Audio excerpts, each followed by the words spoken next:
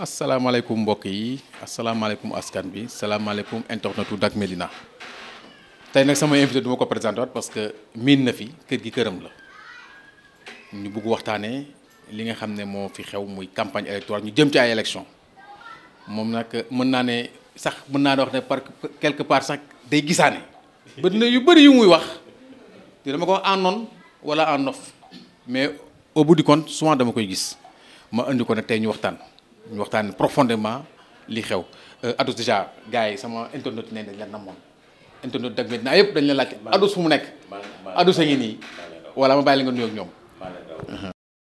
baax a baax di leen jox seen wàccuwaay di kontaan di dellu si waat parce que quand c'est important su desee ñaari fan balaa ñuy tànn ci laa fi gëjoon ba mu desee ñaari fan balaa ñoo tànn candidat ci biir Benno Bokk Yaakaar laa fi gëj ba mu desee ñaari fan pour ñu fal président de la République bu Sénégal ci laa fi ñëw. donc ce n'est pas un pur hasard. c'est pas un hasard.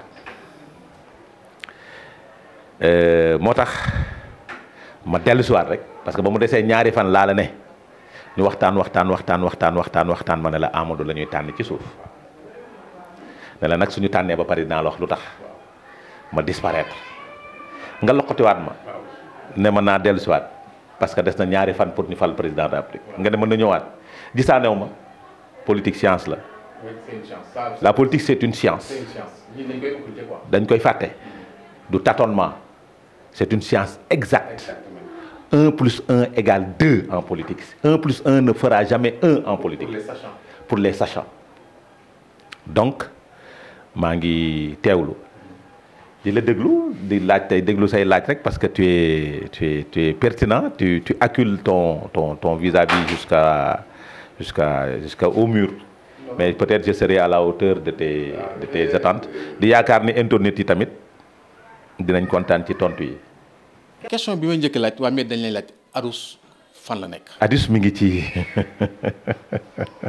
Adous mi ngi ci li mu doon nekk parce que au-delà de la politique dafa am métier dafa am fi muy liggéey dafa am spécialité am fu mu am contrat di fa liggéey ñu ko fay par mois pour wone ni du politique moo may fay weer te mënuñu nekk di def politique H24. wala di porter la communication H24. pour nit ñi xam ne politique du sa métier. du sama métier pour nit ñi xam ni politique du sama métier ba pare nit am na fu muy toll ci communication day atteindre la saturation xam nga wax balaa mooy neex mooy ñi ngay waxal ñu namm la.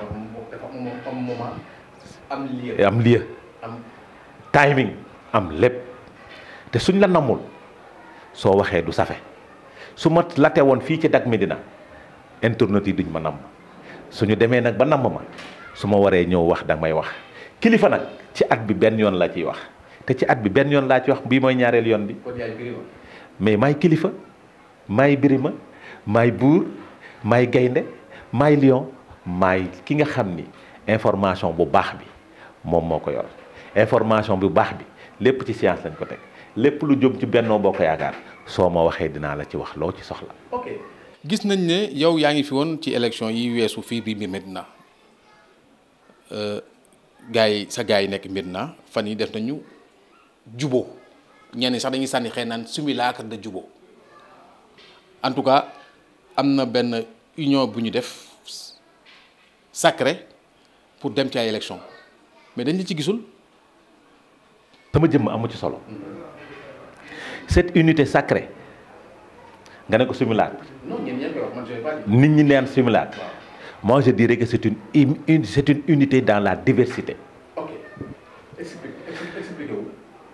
parce que unité du force pour une élection présidentielle unité dans la diversité mooy force pour une élection présidentielle pourquoi ma ne dans la diversité pour une élection présidentielle c'est parce que élection présidentielle benn bulletin la ñuy jël donc. pàcc yi dafa war a bari ku nekk di xëcc sa bopp di fëgg dënn suba ci victoire amee mu ne maa andi victoire bi. donc da nga wax ne wuute bi. sax mooy chance bi. wuute bi déedéet unité bi day am. mais diversité bi mooy chance bi. mooy maanaam Adous xëcc booram Cheikh Ba xëcc booram keneen ak Seydou Gueye xëcc booram Bamba Fall xëcc boor bi mooy chance su Benno Bokk Yaakaar suñu booloowee yaafus day am parce que dinaa toog ne Bamba fa ngi fi su yóbboo ma bañ a sonal sama bopp. keneen toog ne Cheikh baa ngi fi su yóbboo ma bañ a sonal sama bopp keneen toog ne Seydou Gueye ngi fi su yóbboo ma bañ a sonal su fi ñooñu nekkee jaratul ñuy rey suñu bopp déedéet li am mooy la diversité dans la démarche suñu soxlaa gisee ñu gisee suñu biir soxlawul ñuy woo caméra soxlawul ñuy woo keneen soxlawul ñuy woo leneen ñu gisee suñu biir tënk ku nekk dem doxal sa biir ku nekk nag yaatal sa yoon nga xam ni ku ci ne soo yaatalee rek l'addition des voix fera la victoire de la coalition Benno Bokk Yaakaar à la Médina. suma reporter yi dañu dem ci même camp bi posé fa benn question mooy élection yi nga xam ne moo fi mujj romb mooy baromètre yi ñu mën a téye comme résultat ñu fàttali ne dañ leen ci dóor ba ngeen nërmeelu élection campagne bi war a def 21 jours mu def 15 jours 14 même ñu gis ne yéen non seulement jëlu leen ñaari semaine pour def campagne biir Médina laay wax waaye benn semaine ngeen campagne gisoo ne yéen a waroon njëkk a jóg ndax da ngeen war a dawe su ngeen yéexee jóg yaakaar ngeen ne di ngeen mën a résorber li nga xam ne moom lañ. sa gis-gis nag heureusement da ngaa takk lunette malheureusement sa gis-gis mënul sori parce que soo jàppee ni dañ ñu dóor élection baromètre préélection législative la dañ ñu gagné waaw dañ koy nangu mais kan moo ñu gagné la coalition Yewwi Askan Wi. Dans cette même coalition il y a 3 grands candidats. Il y a le Taxawu, il y a le PUR et il y a le Diomaye président. Comme yéen seen parti dafa am yeneen candidat. On parle spécifiquement de la Médina. Ouais, mais on parle spécifiquement de la. Mais ce qui est valable là-bas est valable. On parle spécifiquement de la Médina. Je dis ce qui est valable là-bas est également valable ici. Je ne refuse pas, mais je parle spécifiquement comparaison. de la Médina. Ici, c'est 3 grandes forces dans le Yewwi Askan Wi. C'est 3 grandes forces. Déglu rek, c'est 3 grandes forces qui s'étaient regroupées et ils ont eu 18 000 voix. Divise ces 18 000 voix par 3, ça fait 8 000 voix qui rejoignent nos 8 000 voix de la coalition Benno Bokk Yaakaar. Voilà. C'est-à-dire, attention. Non, c'est attention. Oui, c'est pas de l'arithmétique, hein. Je suis désolé. J'ai dit c'est une science. Mais c'est pas de l'arithmétique. Maintenant, développons. La coalition Benno Bokk Yaakaar a une chance au niveau de la Médina. Laquelle? Nous sommes une élection présidentielle d'un homme avec son peuple. Et nous avons une démarche sectaire. Parce que cette élection législative bii nga xam ni la ñu weesu man damaa sanctionné liste bi man. C'est une information de taille. bëri na ci ay nit yu bokk Benno Bokk Yaakaar. kon li ñi ni di wax ne li tax ñi ni di rumbandaat ne. ñun ñoo sanctionné liste bi. rumbandaat ne union simulacre la est-ce que du. législative ba. waaw mais est-ce que du parce que boobu. j'ai dit. amoon na possible non dama ne. xam nga l'unité apparence la. Parce que union sacrée mënul am fenn c'est de l'apparence.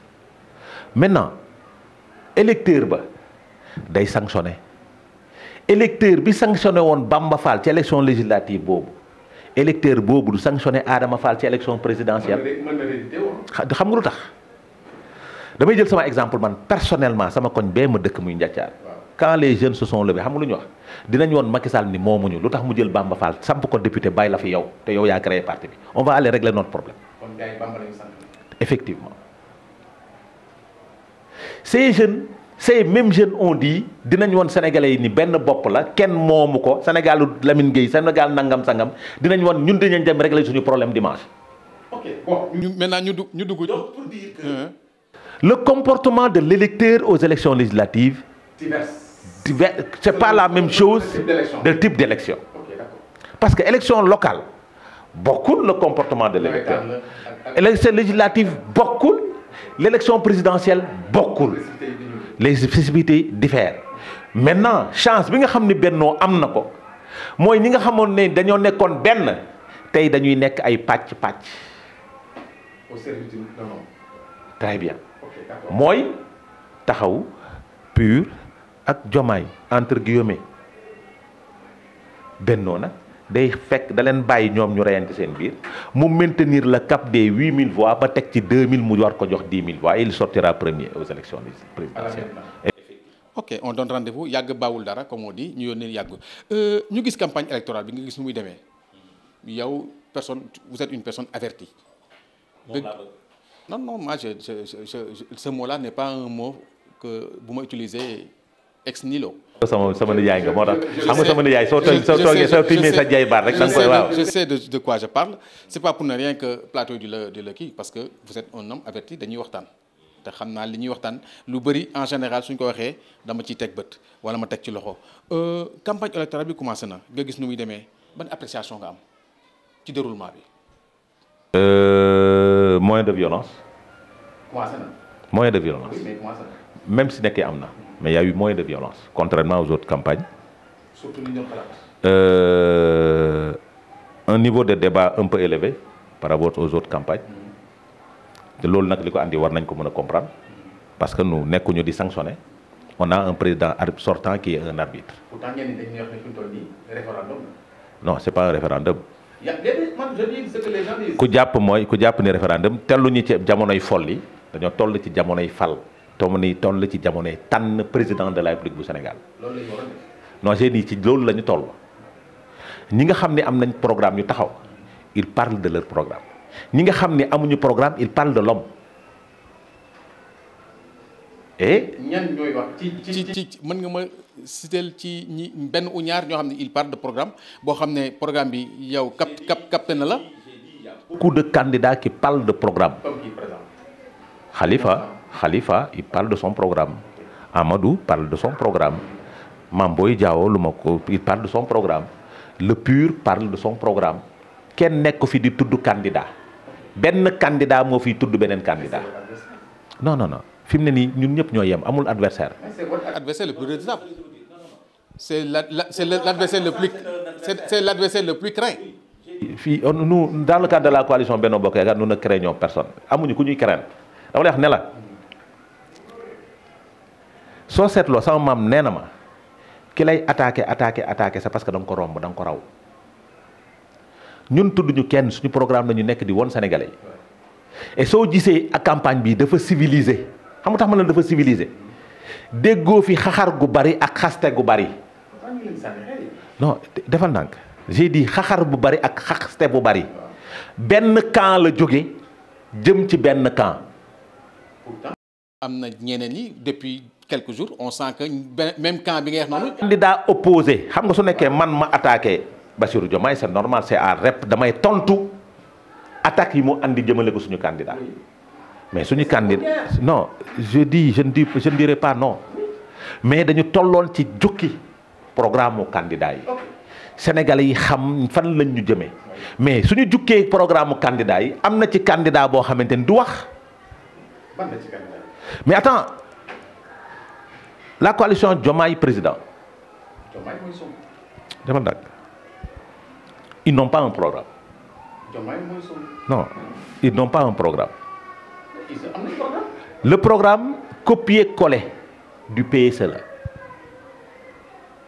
le programme Diomaye président c'est le copier-coller du PSE. ñoom dañuy indi benn am programme alternatif. amuñu programme alternatif xam nga programme alternatif sur un programme de 54 pages doo ci trouver 92 fois le verbe renforcer 9 fois le verbe réformer renforcer mooy dooleel réformer mooy jooyanti. donc juróom-ñeenti yoon la ñuy soppi li fi amoon mais 92 fois dañuy dooleel li fi nekkoon kon est-ce que ñooñu mérite ñu jox leen réew. amuñu programme projet la ñu am maintenant le projet mooy lan ma wax ko sénégalais yi ñu xam ko mooy xeex këru diine yi la disparition des familles religieuses. L'installation d'un islam radical dans ce pays du leneen lu dul projet. Sénégal dañoo baaxoo su nekkee acteur politique nga suñ la tëjee kaso soo génnee di nga dem ziyaare kilifa diine yi wala soo toogee seen conférence de presse nga tudd leen gërëm leen c'est pas un choix c'est pas un choix candidat boo gis ci candidat yëpp excepté ñoom fu ñu dem ci dëkk diine dem nañ seeti kilifa diine yi ñoom demuñu seeti benn kilifa diine déedéet te ci seen biir programme mi ngi ci biir programme bi en filigrane l'éradication des confréries religieuses dans ce pays en filigrane dama ne en filigrane xam nga gis nga site bu mag boobu di Seneweb titré na ko démb que def nañ Bassirou Diomaye déclaré na ko dans sa communication parce que gëmuñu kilifa diine yi d'ailleurs pour seen information tole bu nganda la andi ci biir coalition. yaa ngi tas gaay yaa ngi tas seen. loolu bu baax li ma la wax dama ne tole bu ngand la andi ci biir coalition bi. parce que xam nga un projet et un programme. c'est différent. c'est différent. Tout à fait. Le projet d'un pays parce que dañu ne amuñu woon programme parce que jotul pare seen conférence de presse bi donc ils n'ont jamais eu de programme. Ils ont un projet bien défini dans leur tête. Et ce projet a été préparé et débuté ni nga ko door togg ko université Gaston Berger. parce que dafa bëri da nga gis ne dafa bëri universitaire waa Sanaar ci biir. dafa bëri waa Sanaar. fa lañ ko toggee sooy fàttaliku su nekkee sa mémoire baax na yaa ngi fàttaliku Sanaar bañ fay tere ñu fay wasifa guddi ajjuma Ousmane Sonko moo lalli woon mbalaan ma moo andi woon coow loolu ca biir université bu Saint-Louis. maintenant déglu rek maintenant déglu rek c'est ça le projet je vous donne le projet. ba ñu demee ba ñu génnee ils ont infiltré l'administration sénégalaise mooy ce projet de l'islam radical dans ce pays le combat des confréries. Ça peut pas prospérer au Sénégal. Oui moo tax nag mais ñoom ñi ngi ci. Sénégal ñi ngi ci te du deñ seen bopp. Est-ce qu'ils n'ont pas changé? Ils n'ont pas changé démarche bi moo la koy won ba ñu jógee ci dugg ci administration ils ont pénétré les familles religieuses. fi mu ne nii l'aboutissement c'est avec Diomaye président de la République c'est ça l'aboutissement. Pourquoi vous fondez pour wax ne moom loolu mooy l'aboutissement bi. aboutissement bi nee naa la fii la ñu doore dugal biir administration sénégalaise c'est infiltré de ces personnes ñoom gëmuñu benn tarixa gëmuñu l'islam confrérique. mais Sonko am na sëriñ. non gëmu ko. il n'y croit pas. gis nga Sonko même su dama ne ku génn kaso ñu privé de liberté bay ma déglu rek ñu privé de liberté soo génnee seeti sa yaay ba pare soo fa jógee sa sëriñ ngay seeti. non am na encore du temps parce que xëy na dama ne ñaari mbir dama ne dem na Mbàkke démb dem na Mbàkke démb dem na Mbàkke démb seetiwul sëriñam. non gisante na. déedéet seetiwul sëriñam. wane wuñ ko. dama ne seetiwul sëriñam je dis seetiwul sëriñam. impérativement dama ne ñun dañu am aada su ma génnee ci kaso. nekk acteur politique su ma seetee déglu rek waaw déglu rek affaire bi du woote déglu dama lay wax nee naa la ñaari la Sonko di def seeti na yaayam ba pare xam nga du des mooy umra ji. seeti na yaayam ba pare day umra ji looloo ci des waaw day umra ji moom lay defi xaw ma moo doon saaga Makka démb ne ku ko joxoon ay milliards doo fa dem il a pris conscience maintenant loolu moo fi ne te sénégalais yi duñ ko nangu mooy benn li sénégalais yi di bañ. benn bi sénégalais yi di bañ parce que sénégalais yi nag dañoo gëm suñu kilifa diine yi dañoo gëm suñu tarixa yi déglu rek. deuxième chose bi sénégalais yi di bañ mooy am réew kenn du ko fowe. inspecteur des domaines la être un énarque ne signifie pas pouvoir diriger un pays. j'ai dit les énarques ils sont préparés pour diriger le pays. Ces énarques qui sont préparés ont été préparés par une personne qui fut leur professeur. waa déglu rek. kon nag non l'élève ne dépassera jamais de sa vie. yow sa élève mun nga ko dépasser. xam nga dépasser nag xam nga dépasser loo koy dépasser. du ci xam-xam. déglu sëñ bi dama ne. le professeur de l'université de chaire instituteur bi ko jàngaloon le professeur de chaire moo ko pa xam-xam dépassé na ko. dépassé na ko. mu dépassé ko xam nga lu tax mu dépassé ko xam nga lu tax mu dépassé ko xam nga lu. voilà donc là vraiment. mais ce professeur là de l'université n'aura jamais un comportement contraire envers son instituteur. dama ne. man de Adama Fall. ak fu ma mënti toll ci àdduna. sama professeur saa yu ma ko gisee ñaari loxo laa koy jox. loolu ba tey dëgg la. nulaar yi nag ñooy xalab seen professeur. day fekk mu nekk un professeur illustre. déglul dama ne wallahi du primaire à l'université en passant par des écoles de formation ni ma mës a jàngal ñëpp ñaari loxo laa leen di jox. mais am na professeur yoo xam ne yow da lay wóor ne. déedéet ñoom ñëpp laa wekk. dama la ne nulaar ba nag. nulaar ba nekkoon ci classe ba mooy xalab élève. bon ok xam nga tey da nga ne énarque.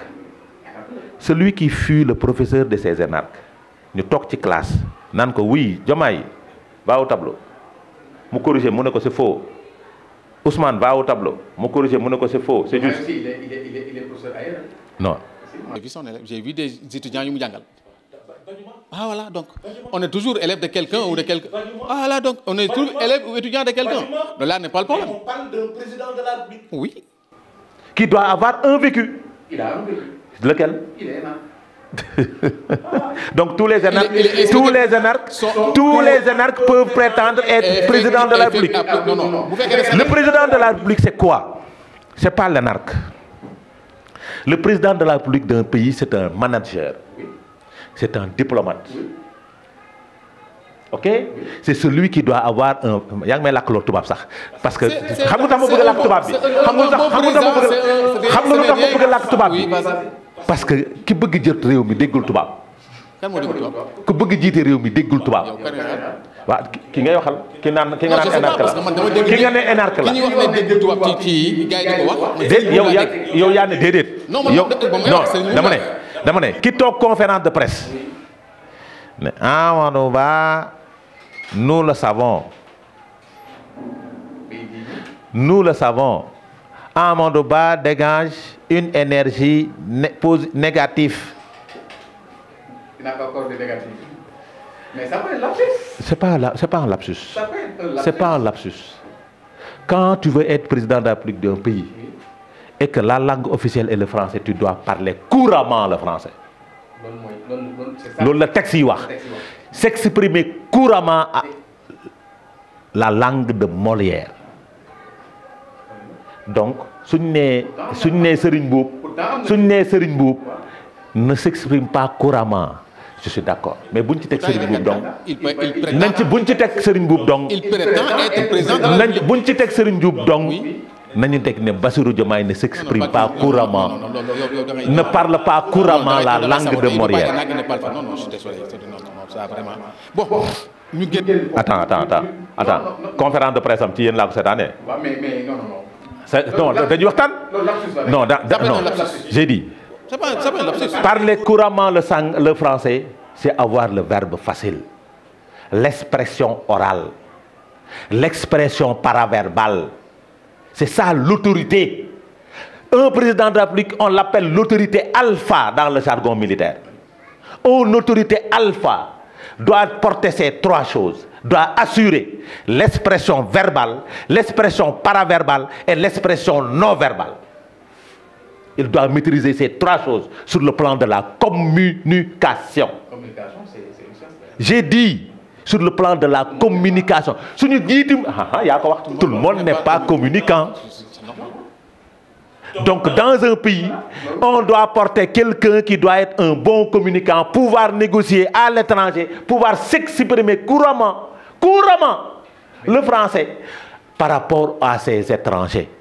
Parce que nous sommes un pays indépendant mais ouvert par rapport à l'étranger. booy mooy benn. Un président de la République doit être un manager, quelqu'un sachant, quelqu'un qui est un grand manager, qui a eu à diriger une petite équipe. Voilà. Il n'a pas dirigé de. Musul jiite kenn ci liggéeyam musul jiite kenn dans sa mission xam nga man nag man mun naa wax ni jiite naa une équipe dans mon service moom musul jiite kenn dans le service du sànni xeer dama ne du sànni xeer du sànni xeer c'est une vérité c'est une vérité yëkkati gën a kàddu wax sénégalais yi xeeb ko. yéen ba léegi da ngeen nekk opération charme ngeen nekk. opération charme. c'est normal c'est normal. moi je suis élégant. da ngeen di fustiger toujours là. moi je suis élégant. Et puis moi je non attends moi je suis Coly moi je suis élégant. dag may nangul que je suis élégant quand je m'exprime.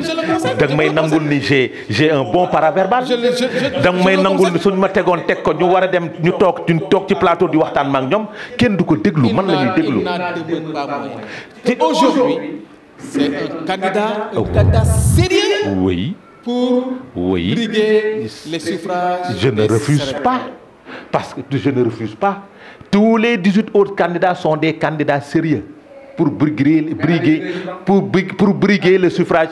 Pour briguer. yaa ngi def émission bi sax indifférent dañ ko war a sax def tubaab pour. à des degrés différents d'accord wute nañu bokkuñu maqaama voilà. bañu ma di. parce que yow xam nga ne am na ñoo xam ne ils sont là mais seen candidat xam nga ne voilà mais moom c'est un candidat sérieux. Moi je parle aux Sénégalais. su amee kenn ki ngeen ragal. je ne parle pas aux militants. Je ne parle pas aux militants. seen temps bu amee kenn ku ngeen ragal kese ci 18 ci ba dootul 19 c'est 18 ci les 17 autres. c'est Diomaye. maintenant man ngay waxal ci suñu camp. waaw ci man ngay waxal. yow ak ñeneen ñi. non dama ne man ngay waxal ci seen camp yëpp. waaw non déglu nag émission bi je suis un invité.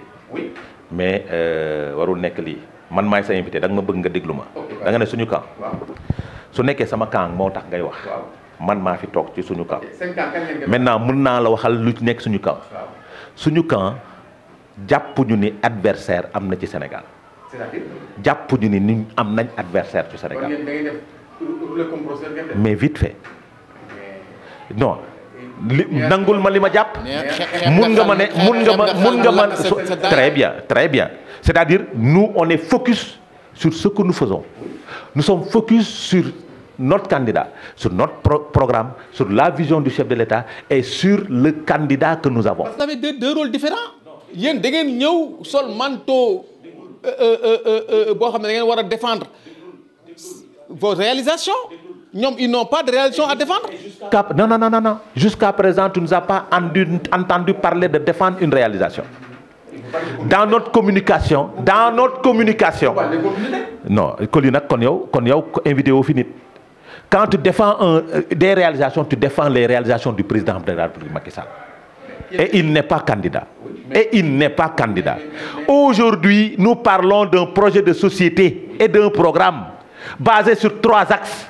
Attention, basé sur 3 axes. Adossé au PS. Oui, mais basé sur 3 axes. Mais bien sûr, parce que le PSE li nga xamul. Le PSE li nga xamul. mooy le concepteur du PSE. C'est celui qui est candidat aujourd'hui. looloo tax ma ne la woon keroog. looloo tax ma ne la woon keroog. Amadou mooy candidat bi. déglu rek baax li ma la wax. Quand le PSE est là pour horizon 2035 et que nous tous nous portons le PSE, le candidat ne peut être que celui qui l'a conçu. Parce que c'est lui qui pourra assurer la continuité de ce projet. Maintenant, ce qui peut expliquer notre comportement. Bés ngi ci bés dinaa la ko wax. Mais c'est pas le moment. Dañoo nekk ci moment porter une candidature pour assurer et préserver et protéger une victoire qui vient demain. Sachant tout cela. mooy expliquer donc seen dissidence yi nga xam ne dafa am ci biir parti bi ñenn ñi nanguwuñu ñi nga xam ne moom bañ ko jëlee comme candidat. Il y a beaucoup de personnes yoo xam ne dañu génn di fustiger ces candidatures là sachant que am na ñu fa des. waaw ña fa des. maintenant maintenant par rapport à ce comportement. wax dafa jooy ñu ne ko lu tax nga jooy ñu ne heure bi nga ma waxee jotagul. waxtu wax loolu teg ko ci taabal ji jotagul dinaa fi ñëwaat puisque ñëw naa fi tey 2 jours après dinaa fi ñëwaat wax la lu tax. xam ne woon naa dinaa fi ñëw wax la lu tax ñu tànn ko commencé naa ko nee naa ko c'est lui le concepteur du programme Sénégal émergent moom moo war a continuer projet bi obligatoirement donc loolu mooy tànneef bi loolu mooy tànneef bi loolu mooy non attends tout état oui loolu la koy firndeel c'est vrai le programme des autres de certains ils ont dit renforcer loolu mooy kon ñoom aussi continuité la ñuy def donc pratiquement ñaari continuité la donc non ñeneen ñi amuñu xam-xam moo tax ñu def copier-coller et ils ont mal copié et mal collé.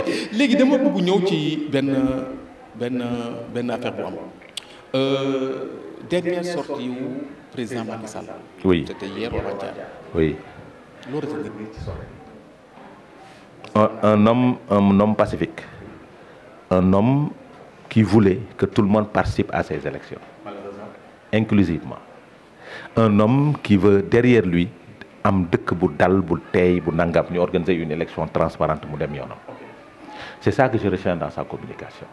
ku ci retenir leneen nag yow la mais man dans ma vision lii laa jàpp ni loolu mooy communication mooy c'est quelqu'un qui veut respecter sa parole par rapport à la date du 2. C'est quelqu'un qui veut avoir un espace politique calme et apaisé. C'est quelqu'un qui voulait avoir une élection inclusive où les 2 principaux challengers doivent participer muy Karim Wade. parce qu'il y avait un protocole bu mu bëggoon jàllale parce que le protocole là de Cap Manuel les gens en parlent encore parce que yenn choses yëpp liy dessiné wu mooy c'est ce protocole là. fameux protocole bi sax dina leer mi ngi leer le 24 février le 24 mars incha allah dina leer le fameux protocole. non. li ma ci xam daal mooy. il y a protocole déjà parce que dafa am ñu koy weddi. non ñi koy weddi xamuñu. mais c'est pour confirmer qu'il y a des protocoles. mais bien sûr il y a des accords. Bon, c'est le protocole. Il y a des accords. Comme l'imam et protocole de Rebeuss. Et signés devant de grands notaires au niveau international. Et il le fera. Et Ousmane Sonko respectera ce protocole-là. Comme à la lettre. Parce que vous confirmez que le protocole existe? Oui, il faut. Ousmane accepte na lu bari. C'est du cinéma. Il y a beaucoup de mascarade et de cinéma dans ce qu'il fait, lui. Okay. Dans ce qu'il fait. Parce que ñàkk pexe sax moo koy def loolu bari mais Ousmane n'a jamais été d'accord pour Bassirou Diomaye yàgg naa ko wax nag. Wallahi yàgg naa ko wax. ngeen di boole yaa ngi vraiment yow moom da nga ñëw pratiquement pour dugg seen camp jàpp. dama ne yàgg naa ko wax. parce que Diomaye moom moo taxaw ci kii mu ne Ousmane xaritam la au point magam la. protocole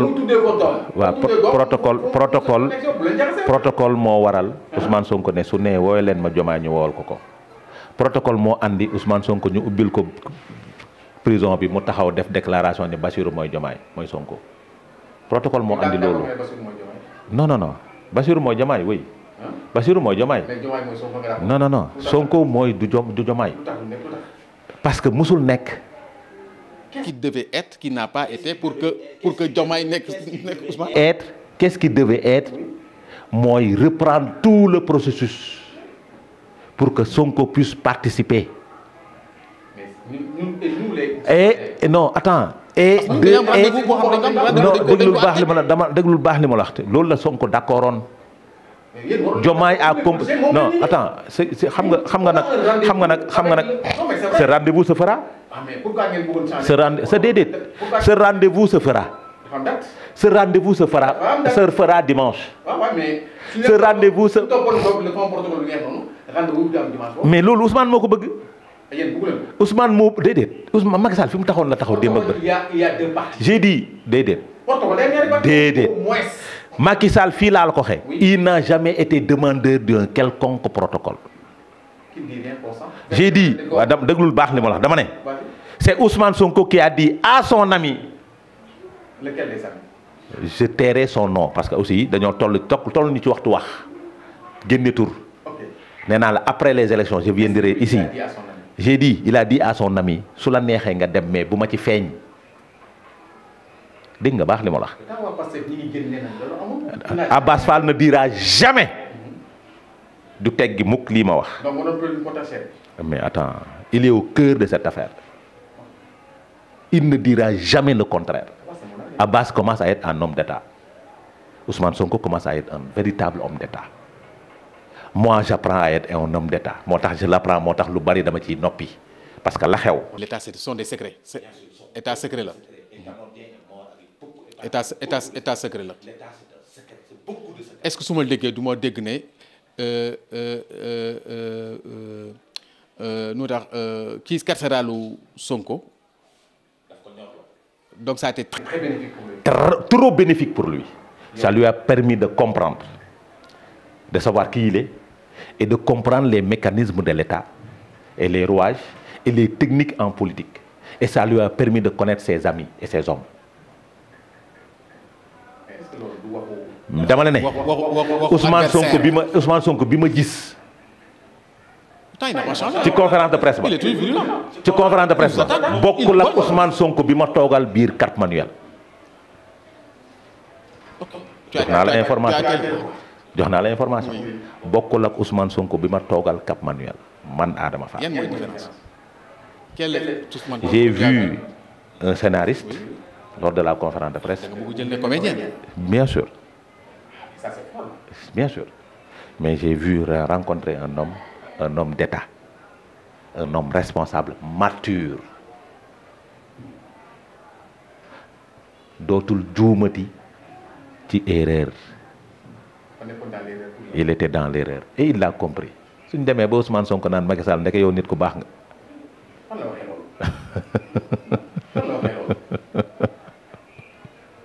dañoo nekk ci état. vous voulez me permettre ma rek ma noppi tuuti. dal lu tuuti am lu ma téye lu bari. parce que fi réew toll. am na communication yooyu def yow sa vie sax dafay nekk en danger. te tey fi réew mi toll il faut protéger Ousmane Sonko. Il faut taire certaines choses. Il faut protéger Ousmane Sonko. Parce que Ousmane Sonko, le protéger, c'est l'éviter qu'il perd son électorat de demain. Qu'est-ce qui se passe? Parce que le 24, ils ne gagneront pas. Mais Ousmane Sonko doit protéger, doit garder son électorat. Donc il faudra le protéger. Su yaroo nag. ci lan nga fondé wu. Maintenant baromètre ci loolu lañ nekk de. ci lan nga fondé wu. ci li tax ma ne la ñun dañuy gagner au premier tour. Baromètre laa lay jox. yaa ma ko joxoon sànq nag dama élection législative yu 2022 la. mooy baromètre ba. Le Benno Bokk Yaakaar a eu 46%. 1 500 000 voix. Il y a eu 3 départs. Ils vont engranger 3% du coefficient. Mais qui va changer tout J'ai dit, il y a eu 3 départs qui vont engrager 3%. Déglul bu baax dama la déglu chiffre 3%. Le Benno Bokk Yaakaar sans Macky Sall a eu 46% et aura 43%. Macky Sall doit apporter son coefficient personnel. Amadou Ba va apporter son coefficient personnel qui fera de la coalition Benno Bokk Yaakaar un score de 10%. moom laa la wax déglul le Sonko avec Diomaye quittera de 15% vers 20%. man science laa la wax de. mais sondage yi génn amul benn bu ci wax li ngeen. j'ai dit su nekkoon Sonko moo nekk candidat. bon bi dina ëpp 5%. ñoom on les crédit plus de li ngeen di. non déglul xam nga nag soo def sondage nga yem ci militants yi doo am score bu baax parce que élection présidentielle nag électeur la. sondage yi defal ndànk il y a plusieurs sondages. non. il y en a plusieurs. dama ne amul benn sondage bu ci taxaw. déglul bu baax moi je te parle je t'ai dit que la politique c'est une science. Oui, je sais. Baromètre 2022. Seul le Benno a eu 46%, 1 500 000 voix. Pour gagner avec 50%, il faut que le Benno ait 2 millions de voix. 2 millions.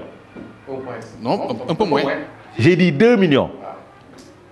si on part du postulat que baromètre bi 2025 la 2022 la et je te dis c'est le Benno sans le président de la République Macky Sall, sans le coefficient personnel de Amadou Ba. Soo andee loolu tu auras 53% sur le coefficient parce que kaay ma wax la l'élection présidentielle suñ jëlee postulat de départ de l'élection présidentielle dans le cadre du Benno Bokk Yaakaar dina chuter de 6 points électorat bi soo jëlee 58% yi day chuter de 6 points 58,27 su seetee de 6 points ça sera 52,27%. C'est une obligation. Parce que élection mooy demee noonu day chuter. quand les gens disent que c'est une élection de toutes les incertitudes. Non.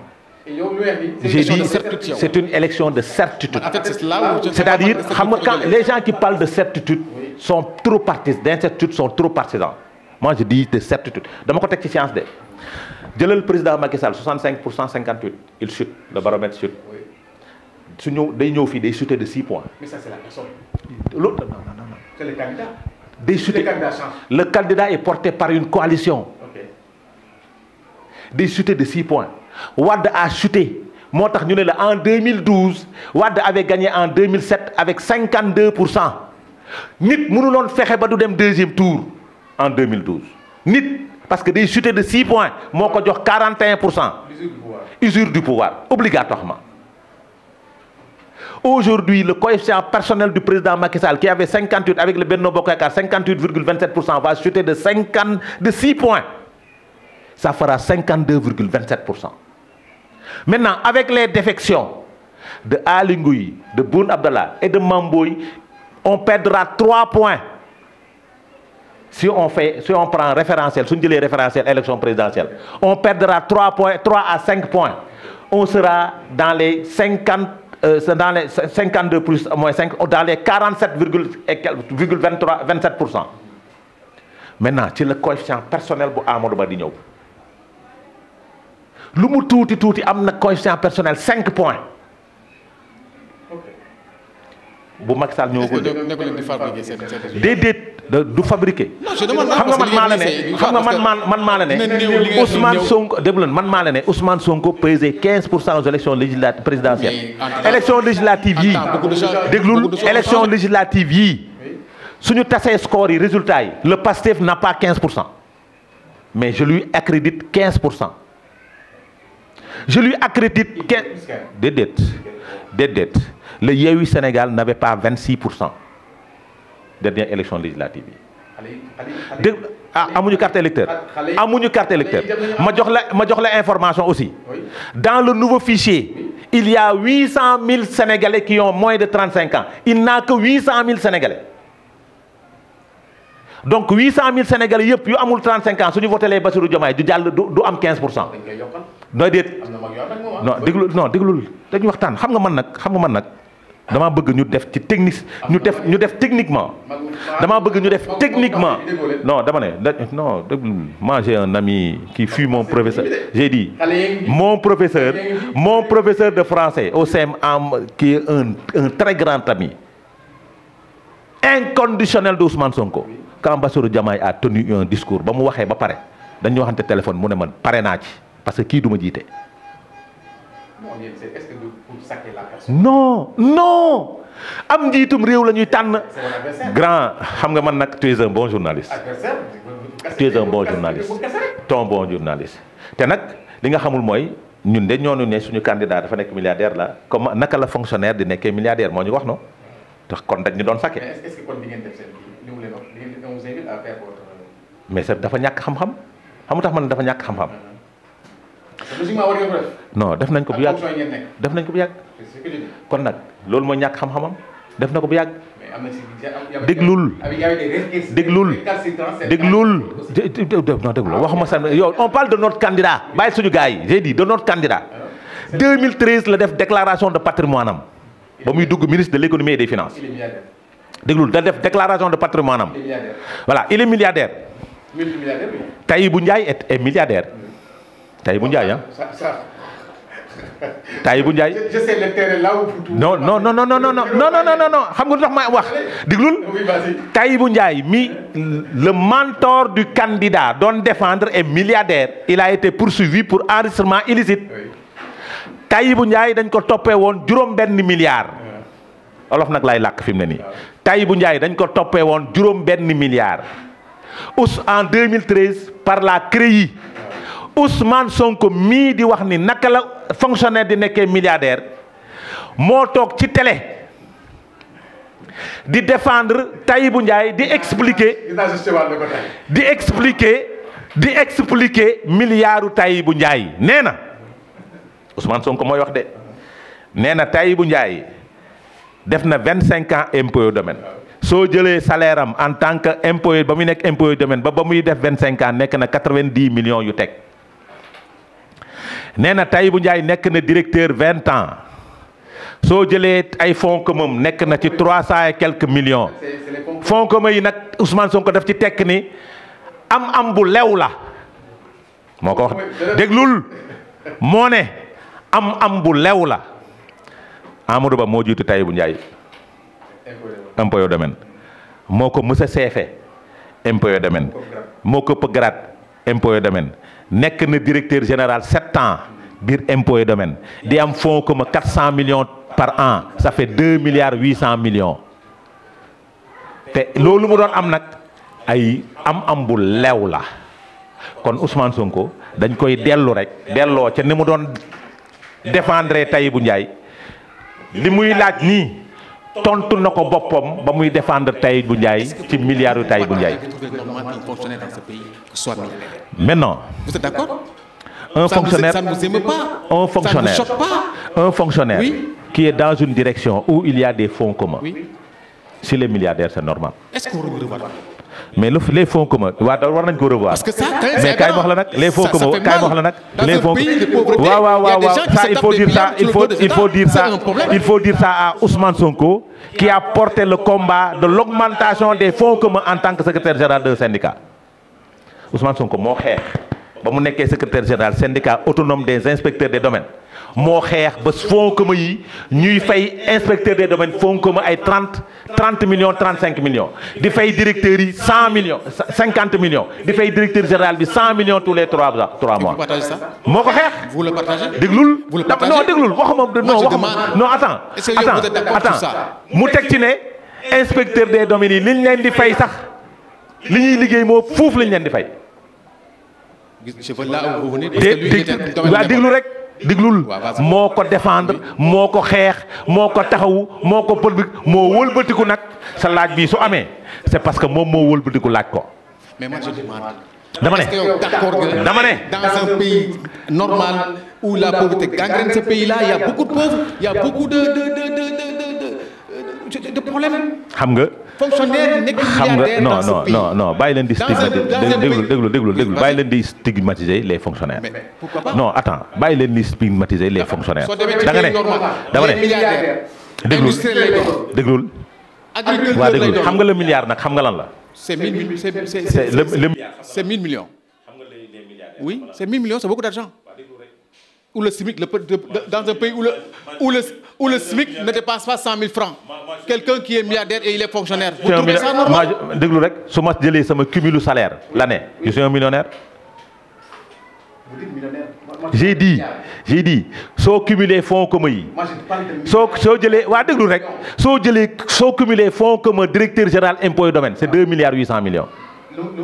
soo ko cumulé soo ko dajalee laa wax salaire am lay dundee. Bon ok je sais que là bon léegi nag dañuy tëj parce que neneen jeex na waaw léegi la dernière question ki war a wooteel sa candidat nga xool kii bi nga ko sur quoi la war a fonder pour voter sa candidat su waree bañ a voter keneen sur quoi. du ma doxee noonu. non du ma doxee noonu man nag du ma doxee noonu. Il faut conscientiser la population sénégalaise. Voilà. C'est-à-dire man du ma ne voter suma candidat nangam sangam man du ma nekk loolu. Moi je dis dañoo nekk dans un moment crucial de notre république qui est la république sénégalaise.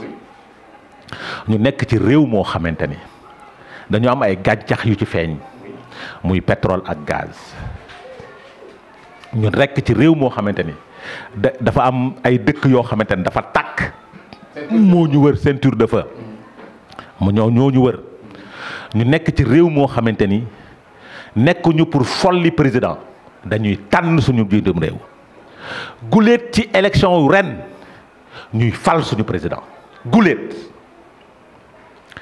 ba Ablaye Wade di falu dañoo xeex ak Abdou Diouf sanctionné ko fal Ablaye Wade ba Macky Sall di falu dañoo xeex ak Ablaye Wade folli Ablaye Wade fal Macky Sall tey président de la République bi fi ne sampul ndëndëm donc nekkuñu di ko folli dañuy tànn suñu njiitum réew ba Sénégal di Sénégal ba tey depuis ba mu amee indépendance ba tey bi ngi doog a tànn njiitum réewam mooy tànnal seen bopp seen njiitum réew war koo assumer nag suba donc nañu xool tànneef bi ak kan la ñu war a tànn mu war a jiite réewu Sénégal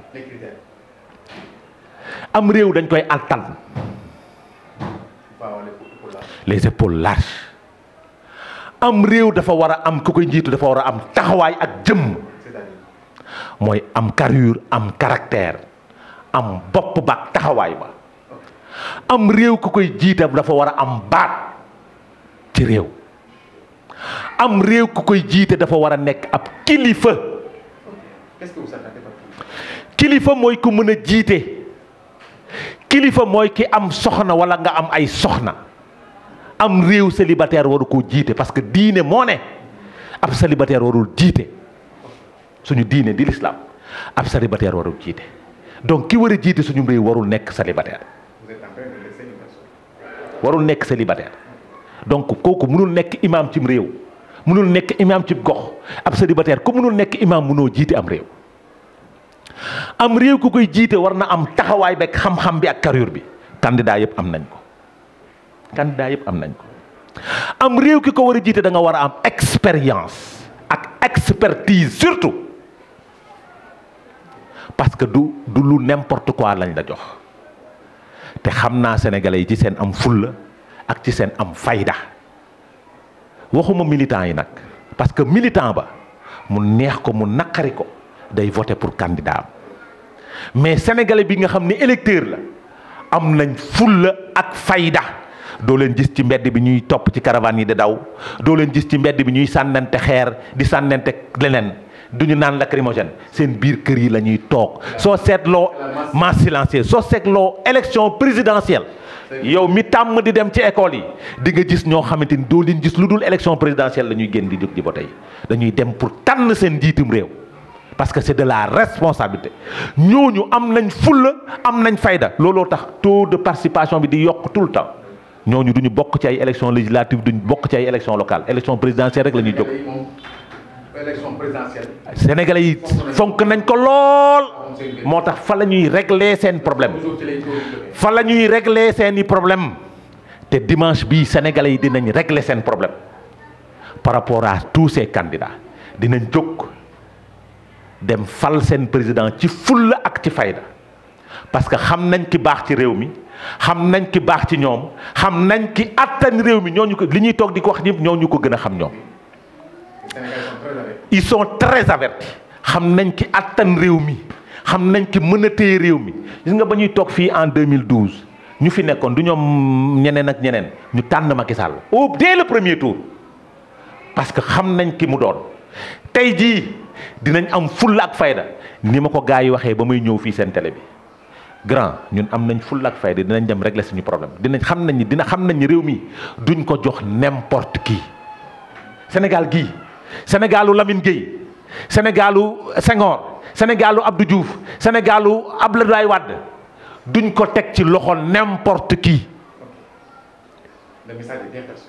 donc du ma wax nañu voteel diw du ma wax nañu voteel diw su ma neexoon mënoon naa taxawee taxawaay bi mais damay naan sénégalais yi nañu am fulla am fayda parce que vous avez une lourde responsabilité pour une première fois ngeen tànnal seen bopp seen njiitum réew soo leen tànnee Amadou Ba na ngeen xam ni yéen a ko tànnal seen bopp follu leen kenn koo leen mënti tànn na ngeen xam ni yéen a ko tànnal seen bopp mais na ngeen tànn ki gën ci yéen na ngeen tànn ki gën ci Sénégal na ngeen tànn ko attan réew mi ci candidat yooyu am na ñu ci attan réew mi am na ci ñoo xamante ni attan ñu réew mi attan ñu Sénégal xamuñu ni Sénégal di doxe message boobu laa am pour wax te c'est leur responsabilité man nag je suis partisan damay sànnil sama candidat keneen il est partisan day sànnil candidat am mais yéen sénégalais yi faru leen fenn yéen a mën a régler problème bi te xam naa ni di ngeen ko régler le 24 dès le premier tour nag di ngeen régler problème bi incha allahu rabbi. gis ngeen waxtaan bi mu neexee moom macha allah dafa am façon ni ñu koy waxee ci kii. voilà dafa am façon voilà il a cette facilité là parce que il maîtrise son sujet ça il faut le reconnaître li mu wax rek leen rek laa ci wax le Sénégal est à la croisée des chemins c'est très important choisir c'est éliminer. mais choisir c'est une responsabilité Sénégal yi nag ku nekk xam nga li nga xam ne mooy sa responsabilité man daal li may wax lenn kese la ki gën ci Sénégal yàlla kese moo ko xam yàlla na yàlla dëppale xel yeeg xol yëpp ñu jëm ci moom ñu tànn ko parce que li ñuy amal importance mooy Sénégal dafa war a survivre après Macky Sall après ku mën a falu parce que dañ ñu ko légué ñu war ko joxe ak ñeneen c'est important ñu jox rendez-vous prochainement ak keneen wasalaam.